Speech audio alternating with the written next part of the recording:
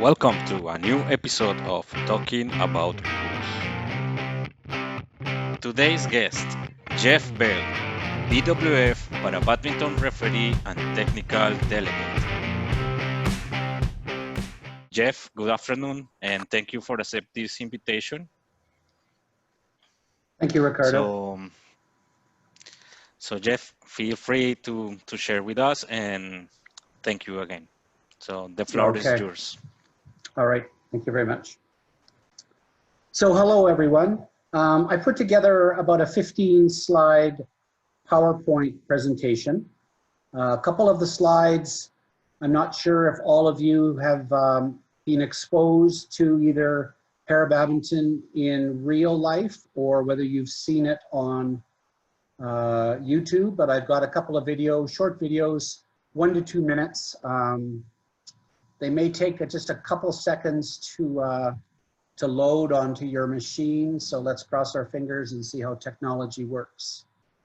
So both these videos are courtesy of the Badminton World Federation. They do have sound.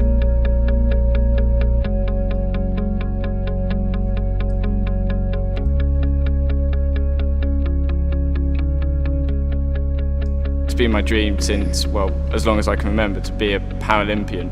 Not even to win a medal, just to attend and experience that atmosphere. It would be an incredible experience.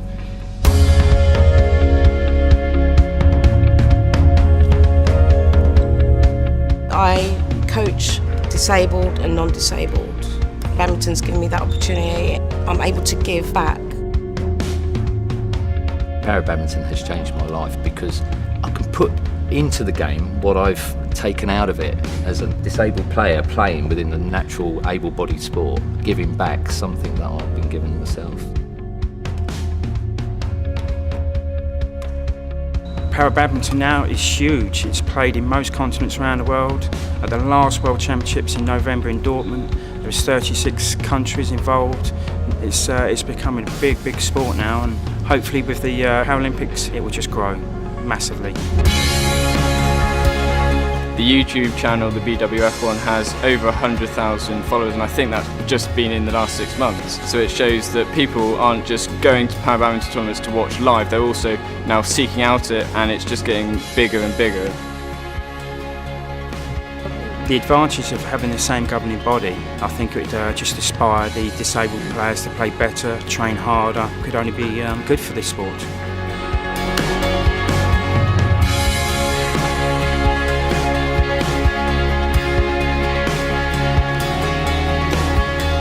I've always loved playing sport, and to be able to play at the top level and be in the biggest competition is the best thing you can do, really.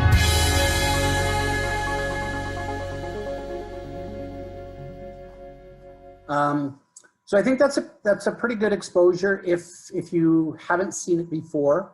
Probably what I notice the most is just the level or the concept of family that the para community has. They're still trying to grow. We see them as new. They've been operating in Europe and in some Asian countries for about 15, almost 20 years.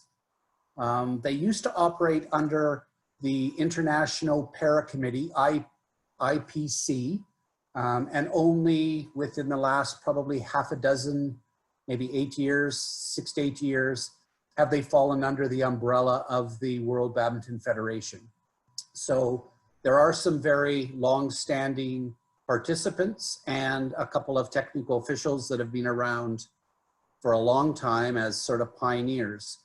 The key differences from my perspective is in a normal badminton for able-bodied, if it's a international level, you're dealing with one set of tournament events, 5 different events or disciplines: men's singles, ladies singles, men's doubles, ladies doubles, mixed doubles.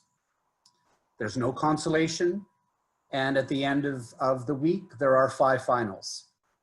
Typically in either our Continental Confederation, Pan Am, or with World Badminton Federation, we would be dealing with either a minimum of 3 court mats or a maximum of 4 court mats.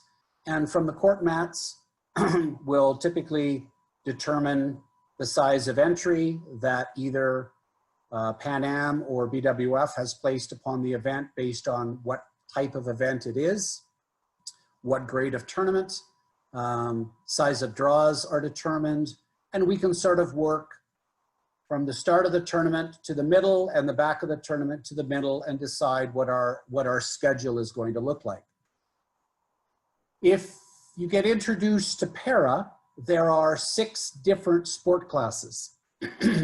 There is wheelchair, there is standing, and there is short stature.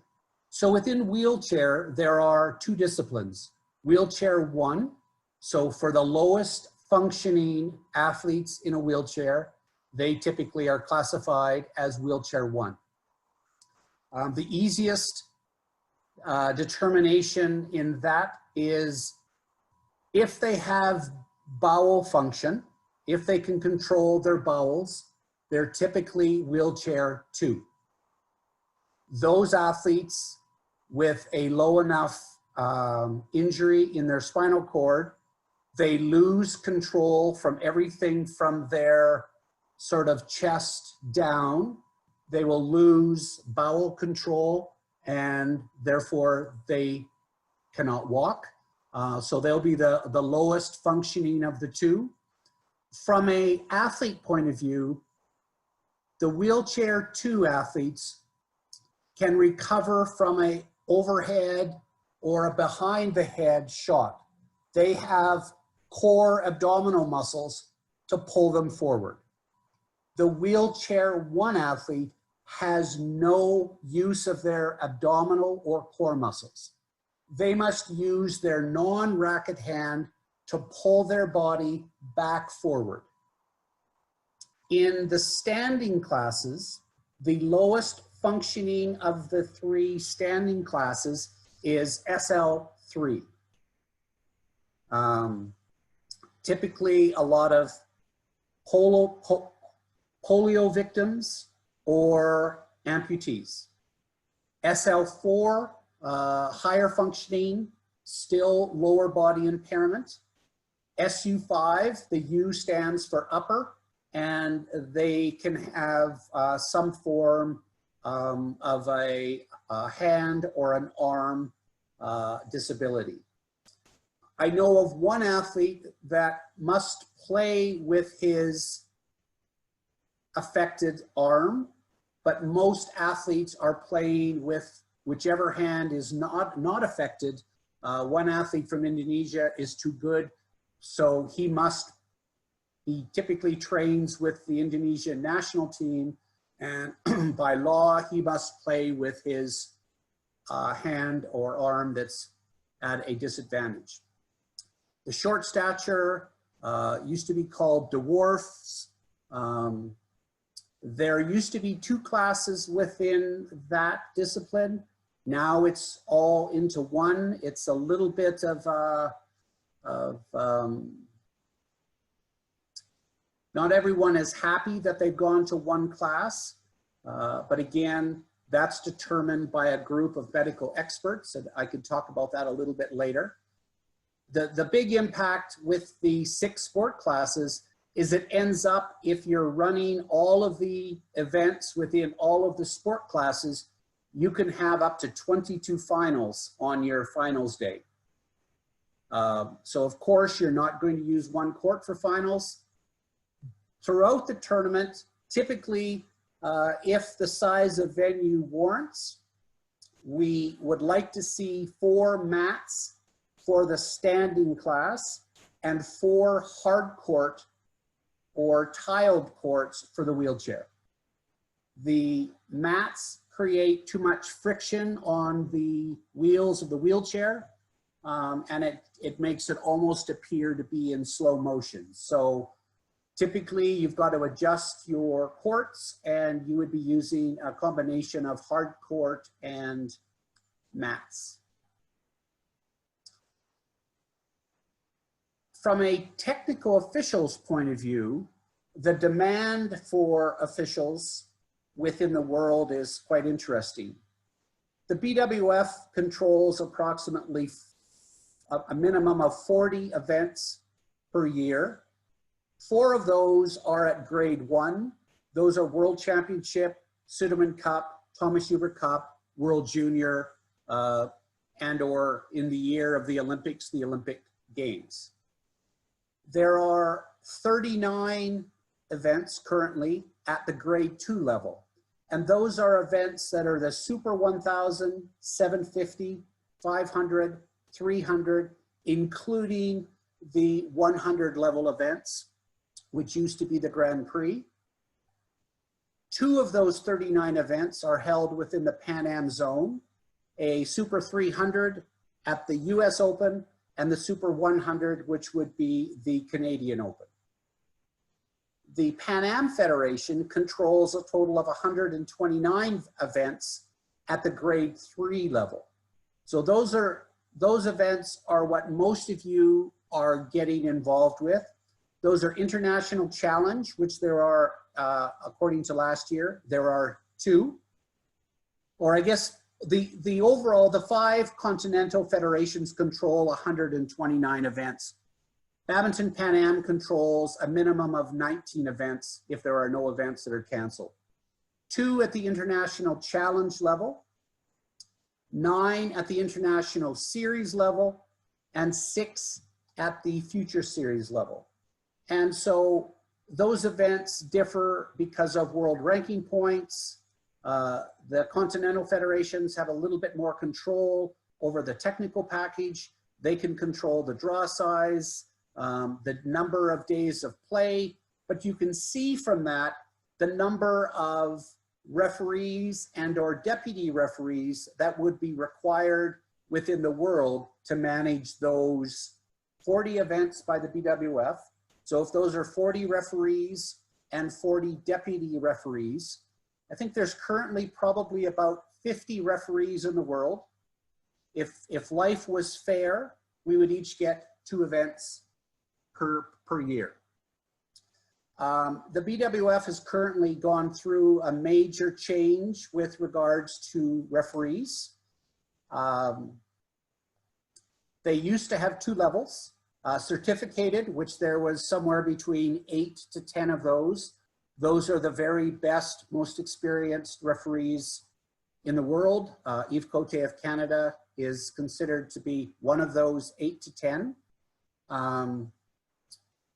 That level is no longer available. No one has the chance to be tested to move up to that level again. The rest of us, 30 or 40 of us, Enrique from Cuba, Shirley from Brazil, Federico from Peru, Chris Lawrence from the US, and myself are at the accredited level. Now, according to BWF, they really only want to refer to us as one level of officials, but there's still a class system. There's still these 8 to 10 and the 30 or 40 of us. The 8 to 10 are normally assigned to the grade 1 tournaments and the highest level of the grade 2 as the head referees. And now BWF has introduced what's called the semi-professional. They're following the tennis model where they have selected initially 6 to 8. They just added 2 more. I don't know if they've announced those yet, but I think there's going to be 10 semi-professional. They will have to commit somewhere between 6 to 8 weeks a year, most of which is working at events, either as a head referee, deputy referee, or perhaps a mentor assessor, or they will be involved in the delivery of workshops, typically for BWF, but they may now become available at the continental level as well. So if those 10 people are working 5 to 6 events each, they've now taken up all of the top events in the world. So it doesn't leave a lot left for the rest of us. So that's just the reality. That's the way they're going. That's been introduced for about 2 years now, and I think they're just now getting into position of also announcing that they've selected somewhere between 8 to 10 semi-professional umpires. They will receive a certain amount of money as a wage, in addition to all of the expenses that we're covered, whether we're going to a Pan Am event or a BWF event. Your travel is paid, your accommodation is paid, you receive a daily allowance. So that's, sometimes the allowance is a different value. Sometimes we get paid for an additional day of travel, but that's typically because travel within Pan Am, even though it's quite a large zone, we're typically within the same time zone. When we're traveling from North America to Asia, it might be a 12 or 14-hour time difference. It might take us anywhere between 20 to 30 hours to get there. So there's a lot of sort of time management, jet lag, sleep-related problems that happen during the events.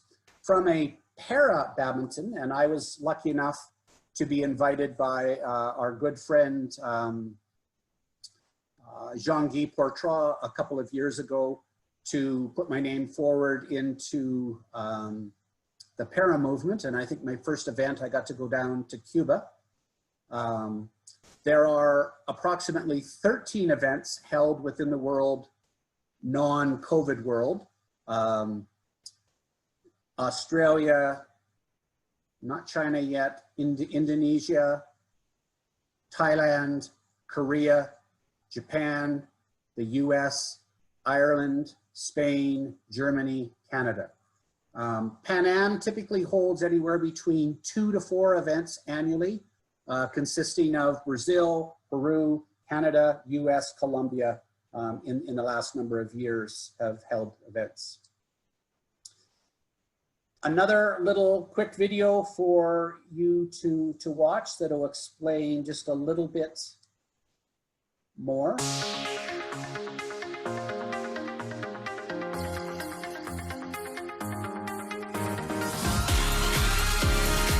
A flurry of lightning-fast hits. Para Badminton. This is the first time Para Badminton has officially been included in the Paralympic Games. The rules of Para Badminton are the same as badminton, with a match consisting of the best of 3 games up to 21 points. There are 2 types of event, wheelchair and standing, which are divided into 6 classes depending on type and severity of impairment. WH1 and WH2 are for wheelchair athletes. SL3 and SL4 are for athletes with a leg impairment. The lower the number in these 2 groups, the greater the impairment. In SU5, athletes have an arm impairment, and SH6 is for athletes with short stature. In the standing events, matches use the entire court, while the wheelchair events use half the court. Doubles uses the entire court apart from close to the net.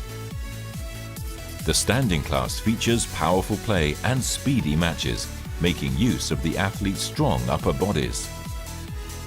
Athletes with short stature cover it with skillful footwork. Athletes in wheelchairs skillfully use the limited space to move their opponent forward and backward. There are as many different styles of play as there are unique and individual athletes.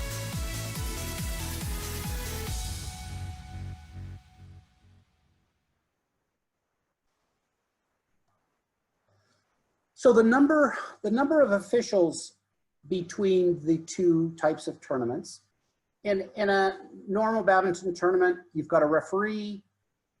You're lucky to have, or fortunate when you have a deputy referee. You might, for training purposes, if the country of the host country has anybody that they'd like to get involved, you might have a local referee. You're going to have an experienced match control person that you're going to work quite closely with, and you're probably going to have an announcer, again, that is going to be an experienced announcer. So those are people that might be at match control that as a referee, you're going to have some really close dealings with. On the para side, again, you're going to have a referee. You're going to have at least one deputy, depending on the layout of the venue. If all of the matches can be held in one venue, you're most likely going to have one deputy. If you're spread across 2 halls, you might have an additional deputy or an additional 2 deputies. You might also have a local referee or 2. I've had 2 at some tournaments. You're going to have a new position called a technical delegate. Not working under us, but working very closely with us. You're going to have a very experienced chief classifier, someone with a medical background. He's going to have a team of 1 to 2 classifiers, depending on how many new athletes that have not been classified before. That will determine whether they need 1 or 2 teams of classifiers. Again, you're going to have a match control individual, at least 1, and an announcer. So you can see your team of technical officials that you're going to be either directly responsible for or working very closely with quickly starts to expand. So the photo on the left, the lady in the black, and on the right, the gentleman on the right. The fellow on the right is Gunther from Germany. He is Mr. Para Badminton. He's a math genius. I think he is an instructor of math at a university or an accountant. Anyway, if you watch The Big Bang Theory, he's the equivalent of Sheldon Cooper. He does everything in his head. He has probably 30 years of experience. You learn nothing from him because he's just such a brain. He tries to teach you, but he quite often can't talk down to us. The people on the left of the screen, the lady in red, a very experienced para referee from England, but is not considered at the BWF level, which is, or she is a BWF para referee, but hasn't been evaluated as a BWF referee. So it's a little bit odd in her case, but very experienced in para. And the lady on the left in the black came to us as a certificated umpire, has some very good analytical skills, which are the traits that you need to be a technical delegate. So really strange roles at tournaments.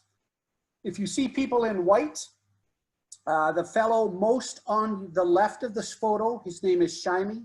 He is an event coordinator, works for the BWF, entirely dedicated to the sport of para.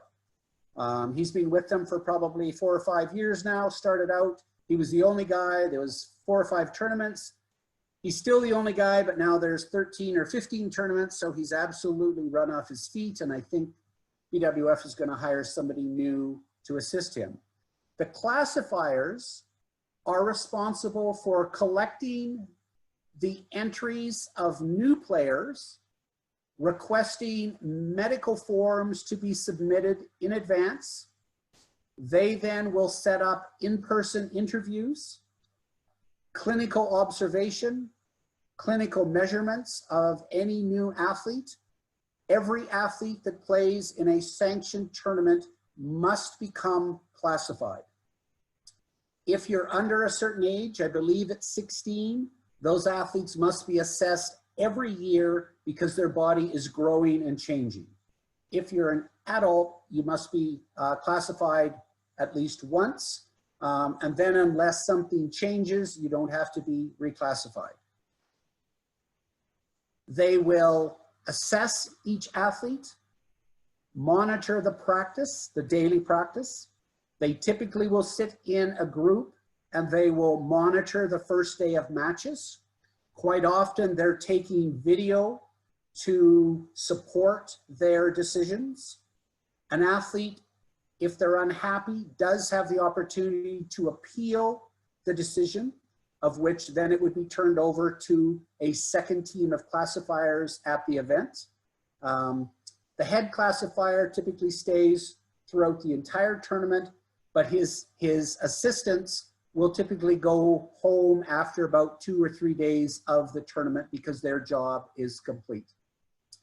At the end of the tournament, they will be submitting their final listing and review back to the BWF for their final consideration, and those athletes will be allowed to play in the tournament that they've attended. So the duties of the para referee.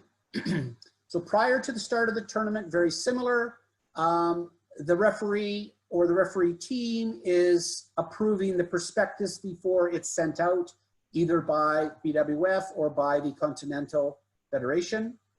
They're corresponding with the tournament host, typically sharing what's called a referee's checklist. Within the para world, we've modified that to ask questions specific to a para tournament that a able-bodied tournament wouldn't need or even think of. And the referee will have to communicate with the technical delegate, the status of the entry and the proposed match schedule. During the tournament, the referee team will be performing their venue tour upon arrival. They'll be meeting with the key tournament personnel as we normally do. But a key point here is transportation is a key issue within the world of para. A lot harder for the athletes to get around. We need specialized vehicles. We need additional time. The para community all go to the venue at the same time in the morning. They all stay all day and they all go home after the last match.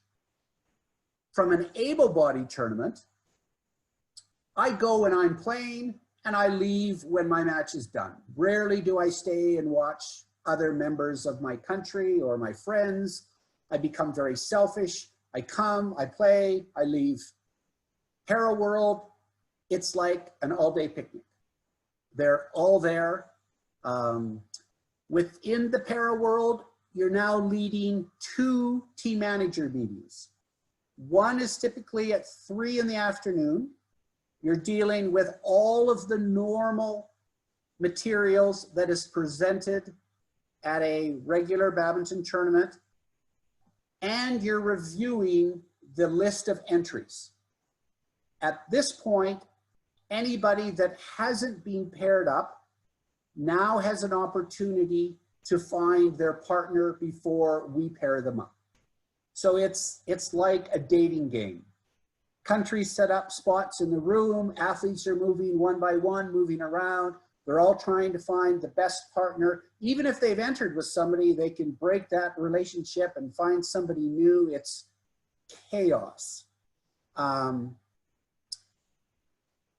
Then the second meeting typically is held at 8 o'clock that night, where you make the draws in public in front of everyone. And it takes for hours, absolute hours. In the meantime, one of your referee team, you're going to assign to work with the technical delegate, and they're going to start looking at world rankings that used to be produced by hand. They now are at least displayed on the BWF Para website. But in the para world, you may have a specialty of event X, but because you're going to that event, most para athletes will play at least 2, and a lot of them will play all 3 events. And they're picking up a new partner at every tournament. So you now have to figure out manually notional rankings for 30, 40, 50 players and or teams. Double check, triple check your work. You're under the gun, time is against you. Hopefully we get it done before we go back to the second meeting. Sometimes we don't. The referee still has to lead the technical briefing for the technical officials.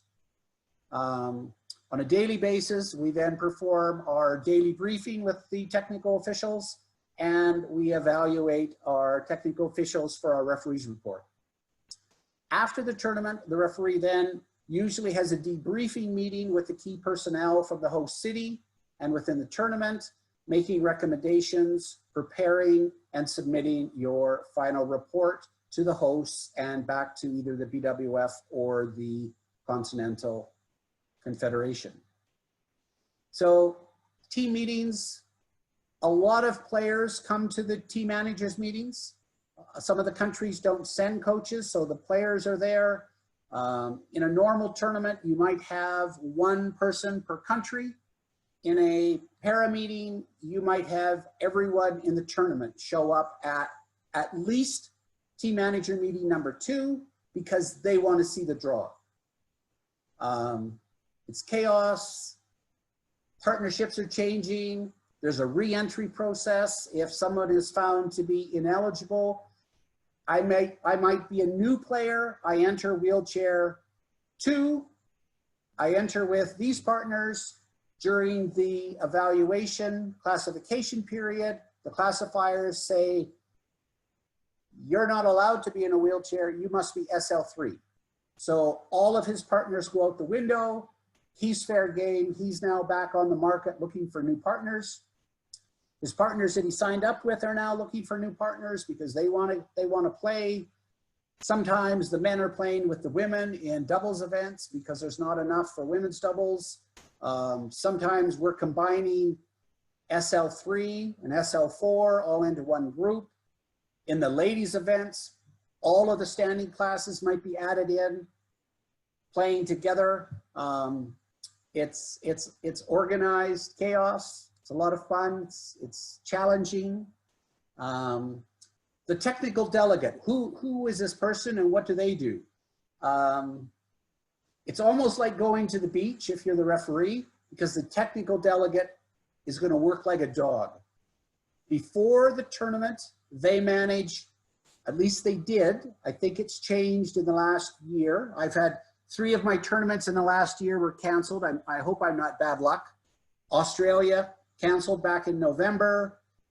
Spain canceled right before COVID hit or right during COVID. And then Uganda canceled in April.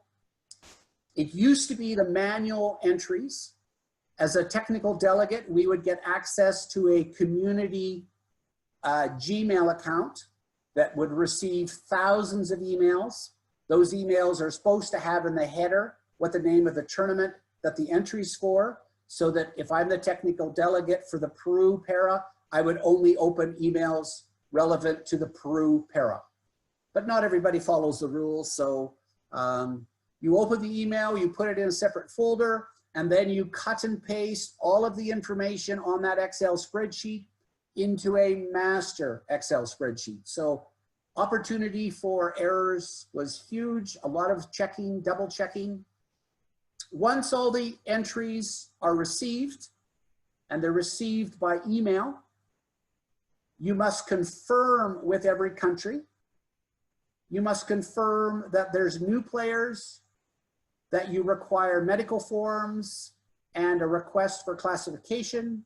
You must acknowledge everybody's entry. The number of emails that you're sending out on a daily basis as a volunteer is huge.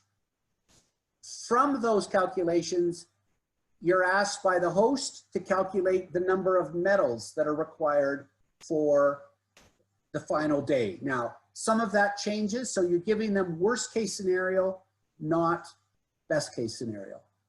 From that list of entries, from what you know, and there's a lot that changes, you have to prepare a match schedule and a court allocation. And I'll show you an example of that when we're done here. You've got to confirm with the chief classifier the status of any new athletes. You've got to confirm names. Is this their official name or their given name?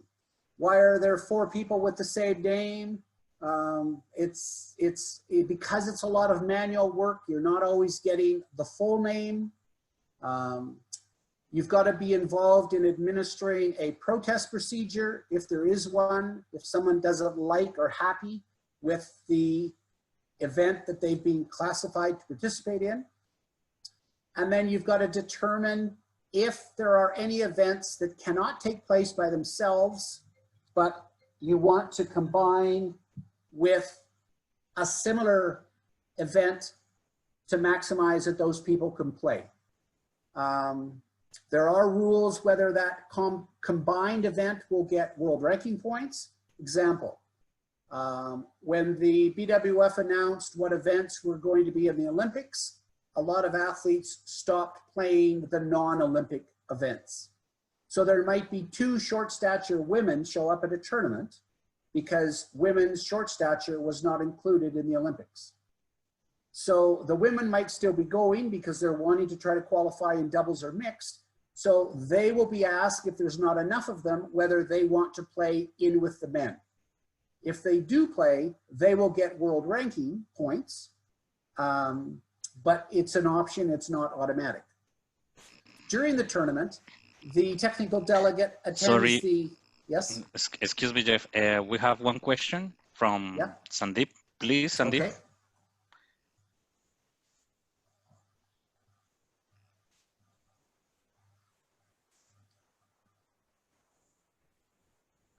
Sandeep. Ricardo, that was a while ago about the video not having any audio happen on my side. So I don't know what's going on with the videos. Okay, we already are checking that. So, and we can share those after for you to watch on your own time as well. Yeah, thank you. That will be nice. Okay. So during the tournament, the technical delegate is going to attend and be quite involved in the team managers meeting number 1. They're going to review all of the entries on a PowerPoint in front of the group, and every country is going to validate whether that player is at the tournament and still wishes to play that event. They're going to manage, so after that tournament, after that meeting is over, there's a re-entry process. We hand out a bunch of sheets. Players now get to look for new dance partners. Anybody that doesn't have a partnership, a list is posted and you can see who's available. Even people can enter at the last minute. If they've entered the tournament, they can change events and play additional events up until the end of the team managers meeting. So there's a lot of forms going on. The form has to be signed by both country team managers to validate that someone's just not looking for the best partner and hasn't spoken to that partner. They then leave that meeting and they have to calculate the notional rankings for all new partnerships, because the seeding will be based on the world rankings and the notional rankings. They then must attend team manager meeting number 2, and they're going to prepare what's called stage 1 of the draws. In all events at para tournaments, all of the preliminary stage 1 matches are pool play. No matter how many entries, it's pool play. It's chaos, but it's fun.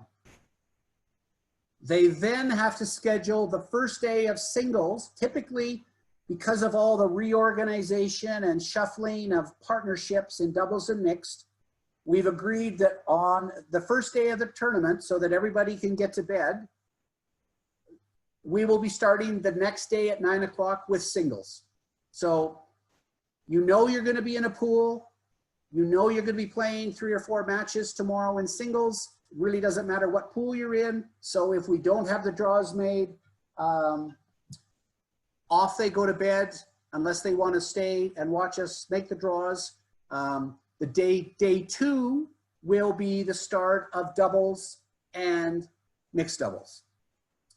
Our technical delegate and deputy referee then, if they haven't completed the work of making 22 draws after 10 o'clock at night, before the day that the tournament starts, and they're going to work till 2 or 3 or 4 in the morning, they can finish that making of those doubles draws during the first day of round robin singles play. Then at the completion of the pool play, there's a re-entry of people into the main draw from their pools into elimination bracket type of play. Those draws aren't mandated, but usually take place at match control in public view of the team managers and any player that wants to come and watch. So 22 draws, having to pull cards, turn over bingo numbers, whatever you're going to do, takes a fair bit of time. Then they have to prepare the schedule of stage 2 draws before people go home that day, and then they must, at the end of close to the end of the tournament, schedule all the finals. So it's quite a detailed, analytical type of position. There's really nothing written down anywhere. It's just sort of learn on the go. You get to go and watch somebody, ask a lot of questions, take a lot of notes. So this is what a para venue might look like. The photo on the left was in Thailand. It's now the same venue that they use for the top level BWF Thailand Open events. For their case, they would have 4 courts down the middle. For para, we would have 4 tiled sport court for wheelchair and 4 matted courts for standing. There's a tremendous draft because of air conditioning in that building. It's a very large circular building, but it does provide a lot of viewing for wheelchairs, which is of utmost important because you can see that the seating bleachers are steps of which the wheelchair athletes just can't negotiate to get up into one of the stands. The picture on the right was from Solo City, Indonesia. It had a smaller entry, and we got away with 2 mats and 2 standing courts. The days were longer, even though we had fewer entries. Big hall. Again, a lot of room for the wheelchairs for viewing. These are considerations that you might not otherwise have as a normal referee. If you've got 100 wheelchair athletes, there's going to be 200 wheelchairs because they will go about their daily business in a standard wheelchair. When they play in a special sport chair. They need good access to that chair. They like to have it close by or in a secure area. They're typically anywhere between about $4,000 to $10,000 US. They don't like them to disappear. They will be left at the venue overnight, usually under security. When they're not playing, they quite often will jump out of their sport chair back into their normal chair to go to the meal center, go outside, wherever they're going to go. The middle picture, if you've been to one of the Asian countries, Japan, Indonesia, Malaysia. So this was the washroom. So I hope this wasn't the type of facility that the ladies had in their washroom, but it's not wheelchair accessible. Someone had to be there to help the wheelchair athlete out of their chair, atop the squatter. Very uncomfortable for the wheelchair athlete. They will tolerate it, but it's not ideal. Not a lot of privacy. I've been to a tournament in Denmark where there was one toilet in the facility and it wasn't big enough to accommodate a wheelchair. So whatever schedule we had for wheelchair went out the window because at any given time, there was 10 or 20 wheelchair athletes in line to use the one washroom facility that they had access to. The other standing athletes could go down the hall, down some stairs, into the dressing rooms, but it's just something that the wheelchair athletes couldn't negotiate. An odd occurrence, but a very required, will be a wheelchair repair station. There's a number of flat tires, broken spokes, safety harnesses, different strappings on the wheelchair that break within a tournament. So either the athlete has to repair their chair, have a serviceman like this repair it, or they end up borrowing someone else's chair, which isn't ideal. Most of the chairs are very custom. Excuse me, Jeff, we have one question. So please, Sandeep. Yes, thank you, Ricardo. Jeff, I've got a question with regard to just the situation which you are actually showing. How long can a match be held for starting if there is a line on the bathroom? And who decides it? The referee decides or the technical delegate decides? It's typically the referee or deputy referee or the referee team. Everybody within the para community understands the hardship or the circumstances of the venue. We recognize to date that someone's not using it to manipulate their amount of rest or that they're out to get their opponent. The athletes are there to play. Now, the Olympic movement has changed a little bit of that family feeling. You know, it's, I want to win, I want to qualify for the Olympics, but it's still there. So everybody would be very understanding of that situation. Somebody might step aside for their cue and let somebody else, you know, go in front of them. But it's generally, it works out. We've never defaulted someone for either broken equipment or the line for the washroom being too long. So it seems like it's just another tournament, but huge in the planning for the host community. The picture on the left was during the World Championships in Korea in 2017. They had very modern buses that had a loading elevator that came out of the bus, dropped to the ground, came back up, went inside. That process took 4 to 5, 6 minutes per athlete. And there's 80 wheelchair athletes times 5 minutes. That's 400 minutes divided by 60 minutes in an hour. You can see that if everybody's going home at once, the queue to get in the buses was, so it would take your bus 45 to 50, 60 minutes just to load to leave after a tournament because of you've got to load the wheelchairs. In Indonesia, they had a ramp. And the better skilled athletes could come down that ramp on their own. Some of them were doing wheelies on their back wheels. Other ones needed a little bit of an army here to push them up the ramp. But again, many hands make light work. These were all volunteers, 4 or 5 or 6 people helping each chair up the ramp because you don't want them to fall backwards. And it made life just a whole bunch easier.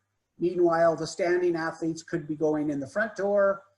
Typically, half the bus has no seats. They would have tie downs for the wheelchairs. And so that changes from country to country. We've got to be careful. And I know not every country has those types of equipment, but you know, we're trying to respect the integrity of the individual. The last thing that wheelchair athlete wants to be done is lifted out of their chair, you know, drug up a set of stairs into a bus that can't accommodate their wheelchair. In this same trip going to Indonesia, I was on the flight with the team from Thailand, and there was probably 25 athletes. The airline wasn't prepared to have to manually load 25 athletes in advance of all other passengers with only one wheelchair moving device that was small enough that would go down the aisles of an airplane. And then both the sport chair and the everyday chair had to be packed under the plane. So no less to say, we left, I think we left Jakarta about an hour and a half or 2 hours later than expected because they weren't prepared for the number.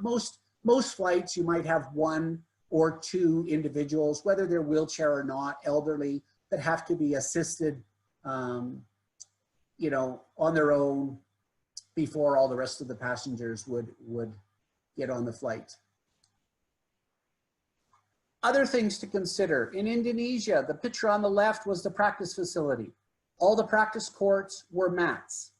Makes it very difficult for the wheelchair to get in there. That stadium, that practice facility was about 40 degrees Celsius. There were no fans, no air conditioning. It was unbearable unless you grew up in that type of environment. The picture on the right, the technical officials will always be asked and expected to participate somewhere within the awards ceremony. The athletes and the team managers request that you be involved, and so the host committee is always asking us. The awards committee for 22 different events will take 2 to 3 hours after the last match is played to attend and complete all of the award ceremony. So again, you're not closing your laptop and running for the bus to leave the venue. You've got another 2 to 3 hours of a commitment, normally sitting in a VIP area with some of the key organizers, government officials, and you're each going to take part within the awards ceremony. And then finally, just to promote teamwork amongst our colleagues, on the left, this was a river cruise organized in Thailand. They moved 300 athletes within the city on about 10 different buses onto a river cruise boat, where we spent the night eating and partaking in karaoke and dance, and the para athletes know how to have some fun after their event is over.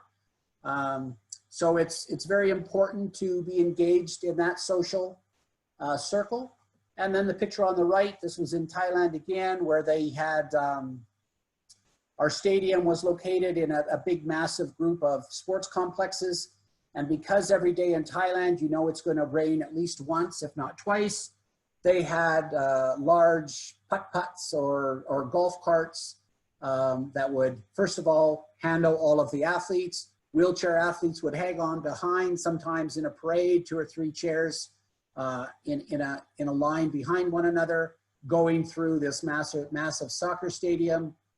So again, in some of the countries, it's not always safe to go out and walk on your own. So we sort of travel in numbers. On one hand, it's fun. You know that all your technical officials, the key people, are going to be there at the same time. And again, it's somewhat safety in numbers. So that was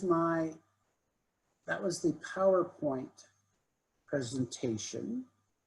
I've got a couple of other. So the prospectus for a para event, a lot of the same type of material, but there'll be some new sections in here that will be explaining what events are going to be attempted, and then what the rules are within the doubles events. So in wheelchair doubles, the maximum point value is 3. So that means that 2 wheelchair 1 athletes can play, or a wheelchair 1 and a wheelchair 2. But 2 wheelchair 2, the highest functioning, cannot play in wheelchair doubles. Some tournaments have enough that they'll have wheelchair 1 and wheelchair 2, separate events, or they will be combined. In the standing events, the maximum point value is 7. So 2 SL3, lowest functioning, can play together. Not very much mobility, but they can play together. Or a higher functioning 4 can play with a 3 to make a maximum of 7, but 2 4s cannot play together. If there are enough SU5s, they just play together. Quite often, there's not enough SU5s for their own event. So SL3, SL4, SL5 will be combined together. And if that happens, the total, a 5 and a 4 cannot play. So this point value here for a SU5 combined event would be changed, which would allow the SU5 to only play with an SL3. They could not pair with an SL4. And in women's doubles and mixed doubles, the total point is 8. So again, you're just going to add the class that each athlete came from, and that's going to tell you whether that pairing can exist. So of course, 2 5s cannot play because that would make 10. So a 5 and a 3, 2 4s, we typically show what combinations are permitted and what aren't permitted in the prospectus. That's the biggest one. Normally, all of the athletes within this type of tournament will stay at the host hotel, and typically they will buy in to a meal package as well.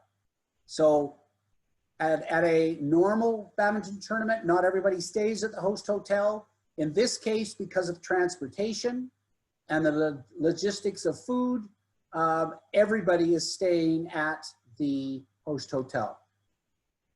In that, now it's extremely important for the host committee to have determined the capacity of the elevators at the host hotel. I've been at tournaments where no more than 2 wheelchairs can get into the elevator at once, and I might have been on the 10th floor. So we will have walked up and down the flights morning and night because we just can't afford to stand in line for an hour waiting for all of the wheelchair athletes to get to their rooms. So anybody that can walk, up the stairs we go. It's a great way to get exercise, but you've got to be prepared for it. The number of days at a para tournament typically are longer, and the time of play, not uncommon to start at 9 in the morning and to finish at midnight, midnight, midnight, midnight. Only when you get down to maybe the second last day and the finals day are you finishing before midnight. So they're very long days. Of interest to me, this was a match calculation sheet that the hosts in Spain had put together. This is the event, the number of entries, and therefore they would try to determine how many matches we would have in a preliminary round and how many matches without a final. How many rounds that would be. So this is one of those forms. The other form that I'm more apt to use is this one. And again, these are all usually customized. You won't find this in a manual anywhere, but you beg borrow from somebody. This is the event, wheelchair, number of entries. We have a cheat sheet that shows if 25 entries, there will be 8 pools. So many pools of 3, 1 pool of 4. This is the number of round robin matches in round number 1, round number 2, round number 3. Colors are different days, first day, second day. This is the knockout round, whether they're getting straight into the round of 16 or into their quarterfinals, the round of 8. We estimate the time of the total number of matches. This is the hours of play that will be required based on the number of minutes we're allocating to that event and how many courts we have.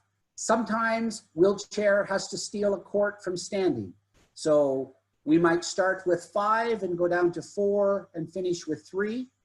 These are the standing events. Again, this is the number of entries. Based on that number, it's always the same number of pools. I can't make up my own pool number. I've got a master key that I have to look at, and it tells me how many pools. If I get it wrong, the players and the team managers will correct me. From that, again, we calculate as best we can before the team managers meeting where the entries are going to be. Even if there's a number of unpartnered people, we're guesstimating that those are going to go into what doubles event so that we can get a fairly good estimate of, can we finish the tournament in the number of days and the number of hours that we have in the venues. So again, at the bottom, wheelchair, 72 matches on the first day, 56 on the second. Standing, number of hours we have, total hours, the number of the duration of the matches.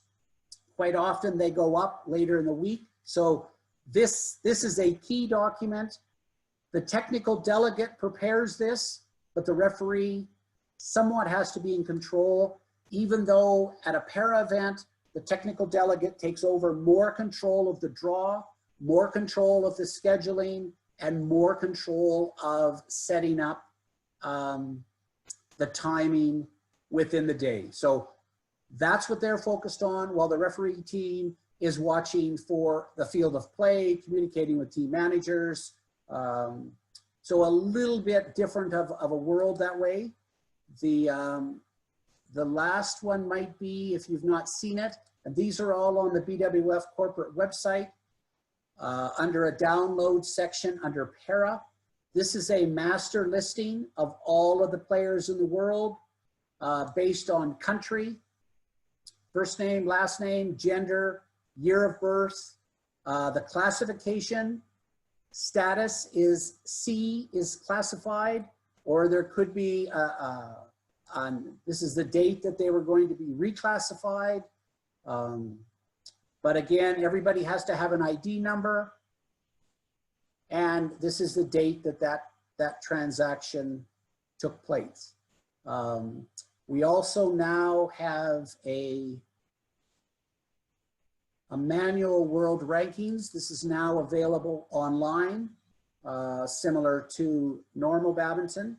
But we would use this to try to create notional rankings if the players hadn't played in at least 6 tournaments.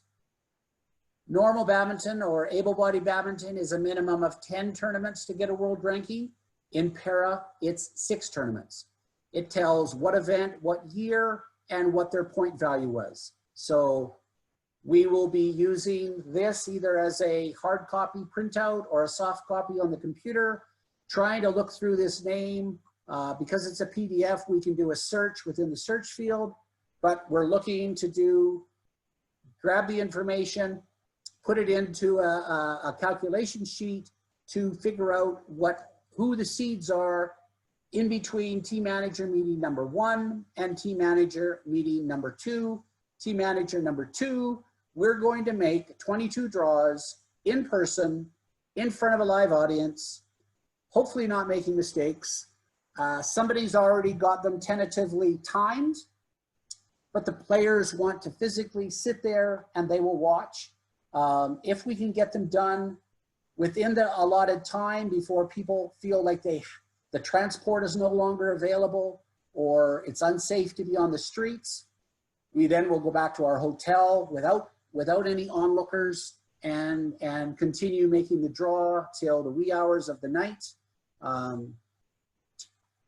But it's an amazing, let's see if I can get back to where we want to go.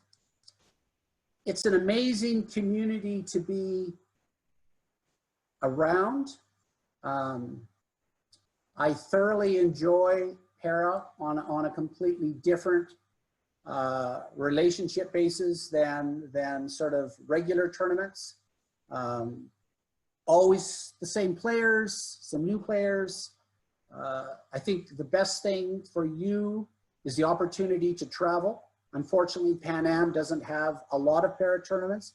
So if you get into the para movement, and I know they're constantly looking, as I said, there's about, on the BWF website, there might be 6 to 7 technical delegates.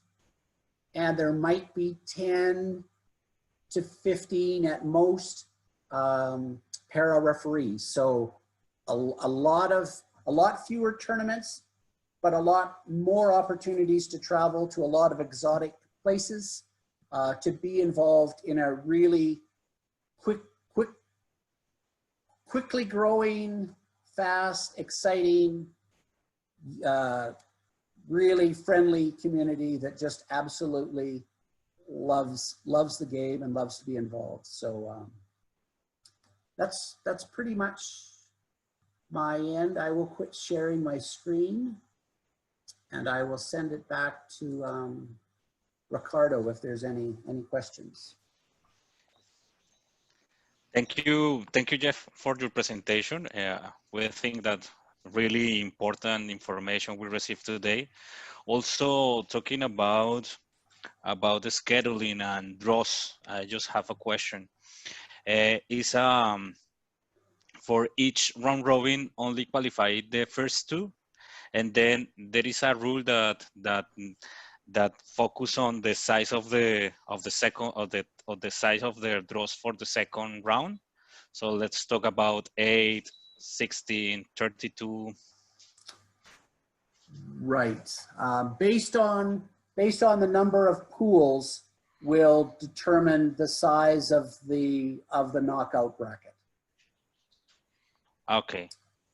So it doesn't matter where you go to the second round, you will have some buys.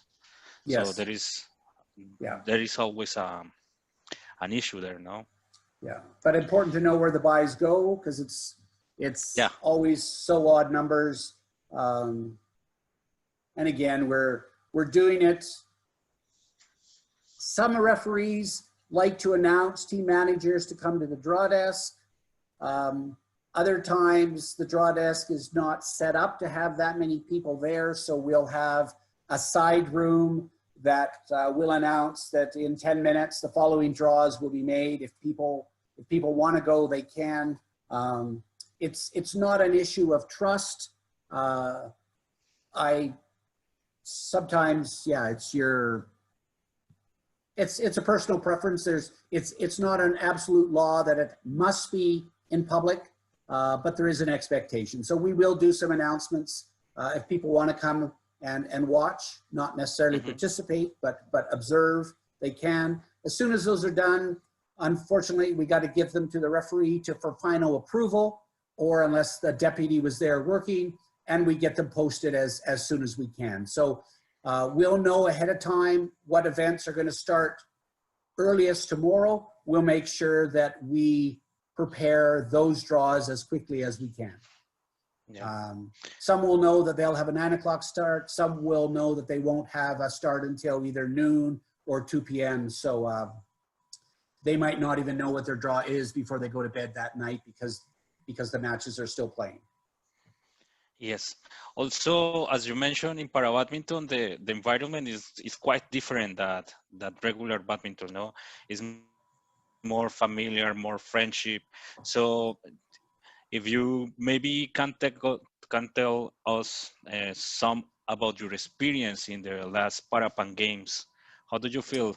What is your impression of that games? So I was trying to put a video on, and I would find it now, but I know with the audio problems. At the Parapan Am Games in Peru, I believe it was maybe the day of the semis or the day of the finals. All of the line judges, all of the technical officials that were brave enough came out onto the field of play prior to the matches started.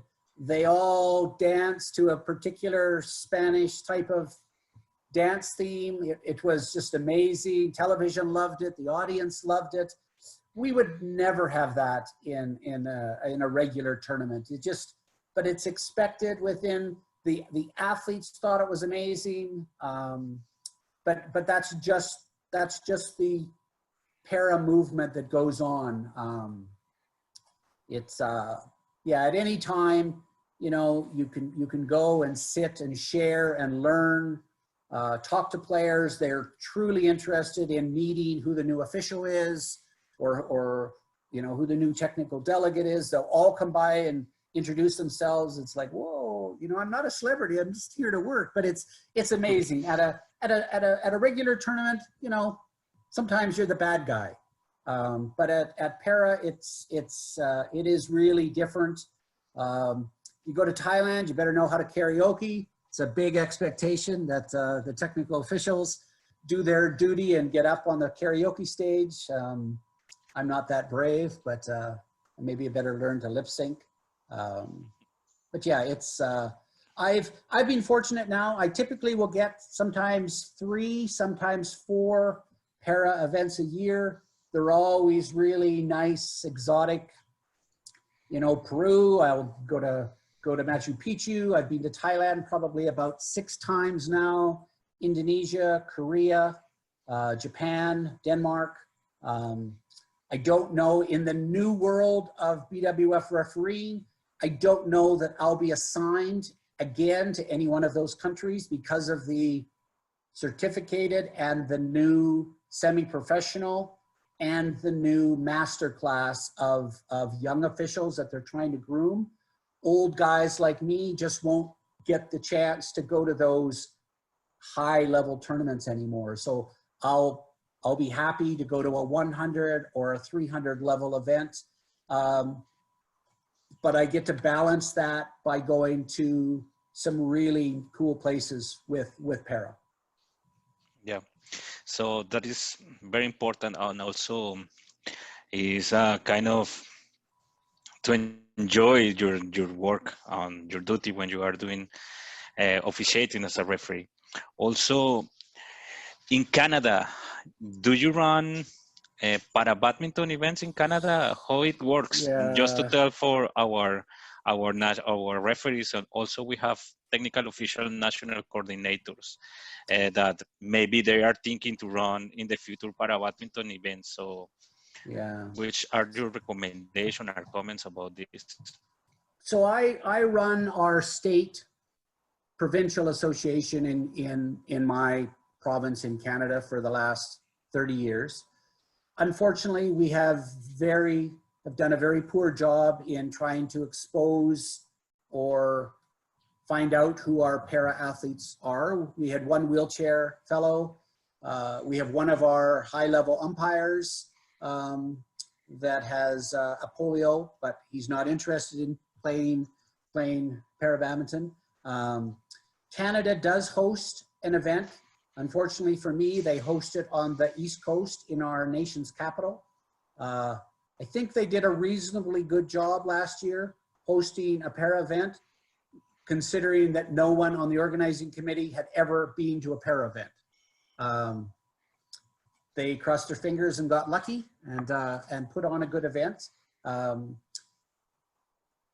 province to my west of me, British Columbia, has a fairly large group of wheelchair athletes that have come from other sports.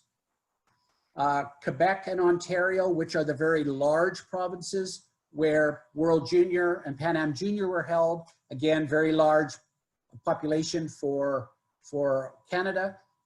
They are now finding a few more, but for as developed a country as we are, maybe we've integrated the para athlete too well into our everyday normal lives, and those athletes are just not interested. We have very developed sledge ice hockey, wheelchair basketball, wheelchair rugby, alpine skiing, and badminton is being a very late sport into the para movement. So now what we're trying to do is either find younger children or providing the opportunity for athletes from other para sports that haven't had success, the opportunity to come and play and try para badminton. But we have not done a good job. I'm sad to say that. Yeah, and in some cases, you know, badminton is not too known along the continent, no? And if we talk about para badminton, also is a little less than the regular badminton. But maybe with para Pan Games and also Paralympics next year, I think maybe para badminton will take more more position into the para sports. Now we have Mohamed. Mohamed have a question, please, Mohamed. Hi, Jeff. Thank you for your presentation. Hi, everyone. Yeah, I feel like what I told you the problem. Just I want to add something, and after I have my question. So the problem is like other sports. Because other sports maybe they pay the players and the athletes. So because if they go to do other sports than badminton, like I told you, like for example, like tennis or it's like near to our sports, but they pay them. They pay for them like good chairs. So because this they choose other sport than badminton. Because here in Quebec we try to get some players involved, but they stay maybe 1 year at least, then they go to change their sports because other they give more money, so it's a little bit hard. Yeah. Yes. Yeah. So my question for Jeff, in your thank you. In your knowledge, do you know if they now BWF want to have like a program for semi-professional referee or umpires for para badminton and like classification like BWF as like normal badminton or? So they present the idea concept of one sport for both badminton and para. There's not been a lot of interest from the certificated referees to even attend a para event. They've only now, I think, started to schedule some of the semi-professionals, sometimes against their will or their interest, to go to a para event. The head of the referees committee, Jane Wheatley, it used to be Torsten Berg. Torsten was involved in para.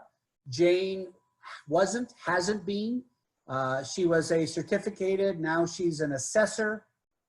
She's now in charge of the referees program. She was going to come to Spain for her first exposure to para badminton, and it was canceled because of COVID.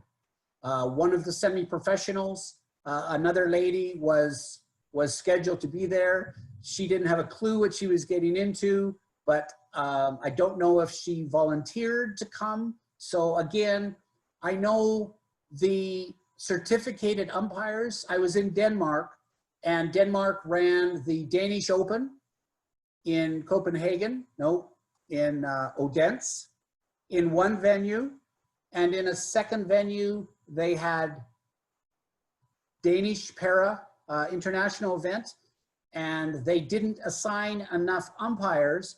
So every day they went into the pool of umpires at the Danish Open and asked for volunteers, and eventually just said, I need you 3 to get on the bus to go over there. A couple of them came over. One of them refused, said, I don't work with these people. We told him to get lost, that he was never welcome to come back.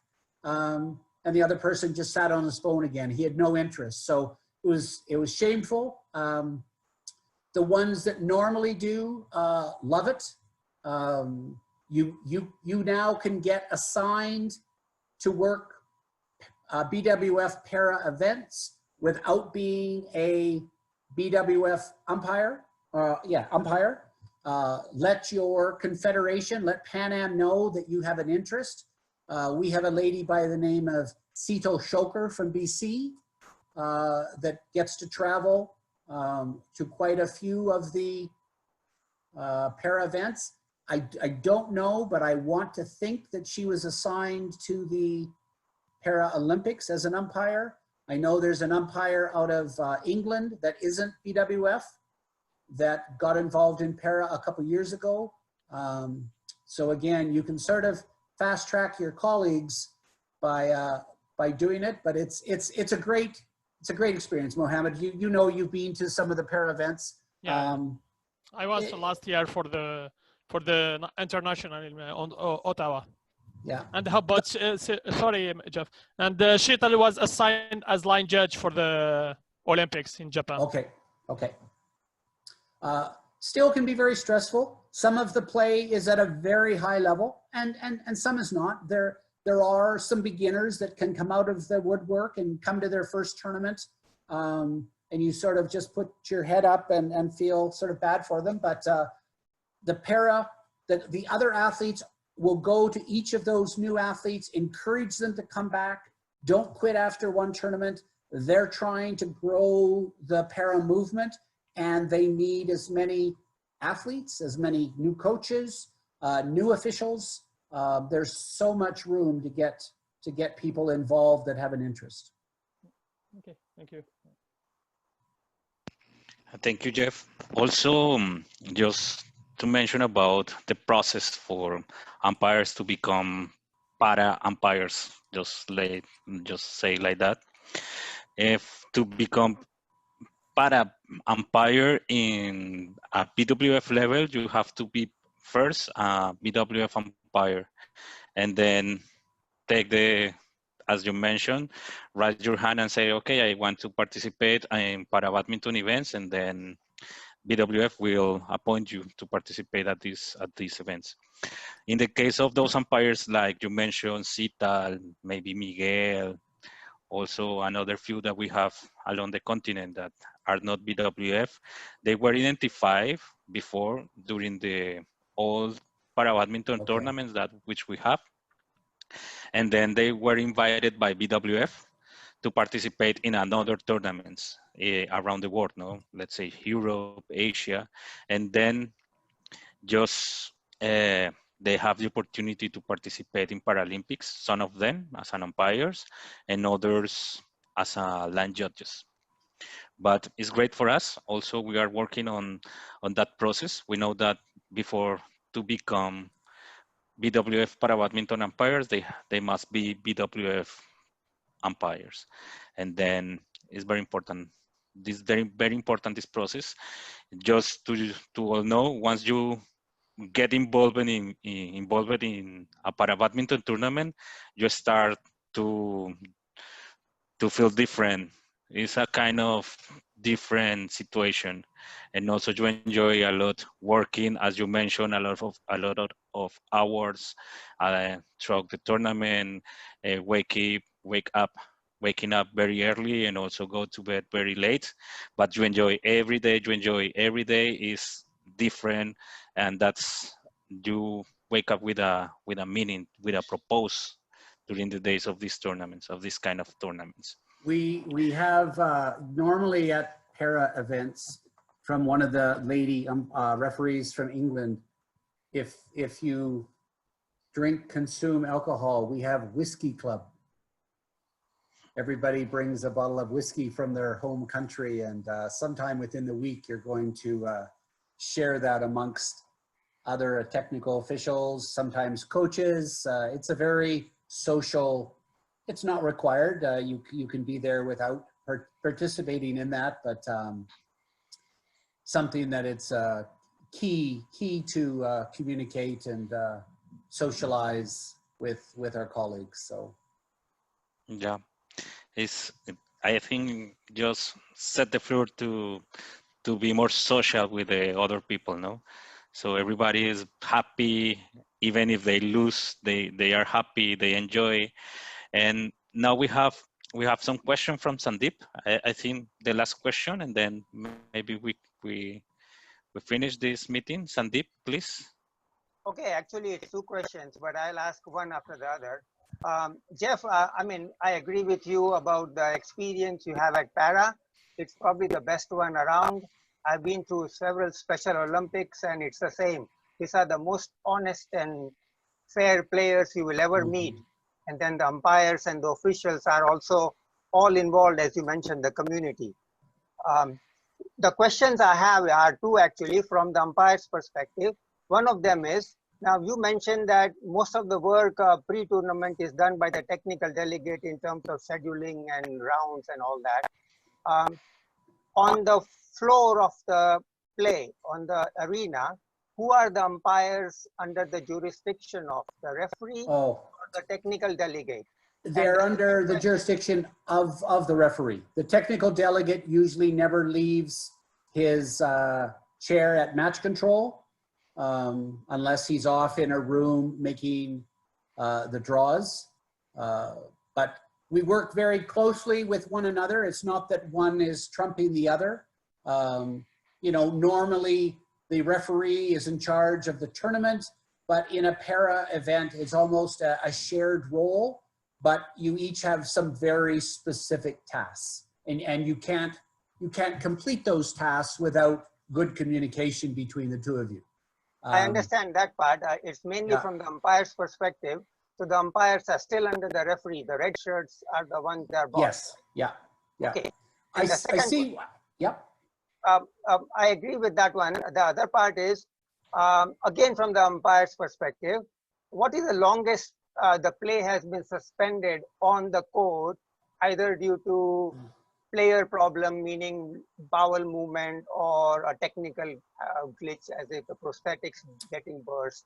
Right. How long has the play been suspended, and how do you help the umpire actually prepare for those matches, saying that this is the amount of delay we'll have? Yeah, so within reason, we talk about some situations at the technical officials meeting, or we'll do some reminders in briefings. Let's say you're involved in an SL3, so standing lower, boy from Brazil, both legs amputee. He's got prosthetics on both legs. His opponent, same thing. I think there's a boy from Peru, similar situation. They have a chair courtside that they can sit in. If their prosthetic hasn't fallen off during the play, which sometimes it does, they go one way, the leg goes the other way. Generally, it'll be held on with a suction sort of cup, silicone against sort of a stocking underneath. They try to get some suction to hold that in, but if it falls off, you know, they'll find their way over to their chair. They've got a towel off. It might be during the 2-minute break. It might be during the 1-minute break, or it might be by itself. One athlete is in the chair fixing one leg. The other athlete goes to his chair. He decides to take both his legs off. Now you've got 4 legs on the floor, a towel. You know, it's a little bit of gamesmanship to get a couple of more minutes, but they are working extremely hard, and you're always trying to consider the safety aspect of what's going to happen if they go one way and their prosthetic goes the other. How bad can the injury be? So generally, with a little bit of experience as an umpire, you'll give them the time they need. You can have a wheelchair crash. A couple of wheelchairs can be tipped over. We're all looking there saying, how quickly do we run out? We don't run out, we don't move. If they need our help, they will wave and call for us. Sometimes they unbuckle, they flip themselves up, they get back in their chair. Then they may determine that there's an injury or whether a wheel has blown, a tire has blown. Sometimes they'll borrow a wheel quickly from somebody else, or they'll borrow a chair. So again, I've seen sort of 5 to 10 minutes. The washroom situation for them is a little bit different. Typically a wheelchair, one athlete has no control. They will go sort of induced by a chemical or a procedure early in the day. They have no feeling or sensation, so that's really not an issue. The wheelchair 2 could be a little bit different, but they're generally really well aware of their schedule and the time. That's probably going to happen more to you and me, where we have a sudden onset, and or sort of a master's player, a 50 or 60-year-old person who maybe no longer has that same level of control. So that would be me, yeah. But yeah, so again, you look at the situation, you generally know that it's not being used for an advantage. You don't want to put his opponent at a disadvantage, but quite often the opponent is more than happy to have a couple of minutes of extra rest as well. Okay, thank you, Jeff. Okay, thank you. Now we have a question from Germán. Herman, please. Okay, Jeff, well, first of all, welcome to everyone taking part on this presentation today. And thanks, Jeff. This was very, very fine and very illustrative to have this presentation. I have two questions for you. First one, do we need to have classifiers in all events, in all championships? That's a must, or if the players are already classified, it's not need for them, or they must be there? Yeah, so BWF now they have some tournaments where they say no new players, everyone must be classified in advance. BWF may still send a classifier to do observation, but so I remember I came to Peru and there was a Agios project where you had about 30 or 40 new athletes from across the Pan Am region that needed to be classified. So again, that's part of the planning, part of the prospectus in advance. Let's say Peru now. Peru is a fairly well-established international event. You probably are attracting higher level of athletes than what a new athlete from your country would feel comfortable playing in. So if you decide that talk with BWF that the Peru International, I think BWF is now going to determine, they're going to create a grading system within para events. They're going to classify 3 or 4 tournaments as the elite tournaments, wherever they are. I'm not sure how they're going to do that. I would anticipate Japan, Korea, Japan has professional wheelchair leagues. For those countries, for any country, but for those countries, Thailand, they've got 30 players in their national program. An Olympic medal in para is just as important to their country as an Olympic medal in able body. So they are very aggressive in going after medals in para badminton. So that would be a question probably as a continental federation to ask BWF when they're sanctioning your tournament. I don't think to date that Pan Am has run a para event that hasn't been BWF. And that would be a question for you guys to then determine. I would think if it was a Pan Am event and not BWF, you might have more new athletes playing, fewer would be classified.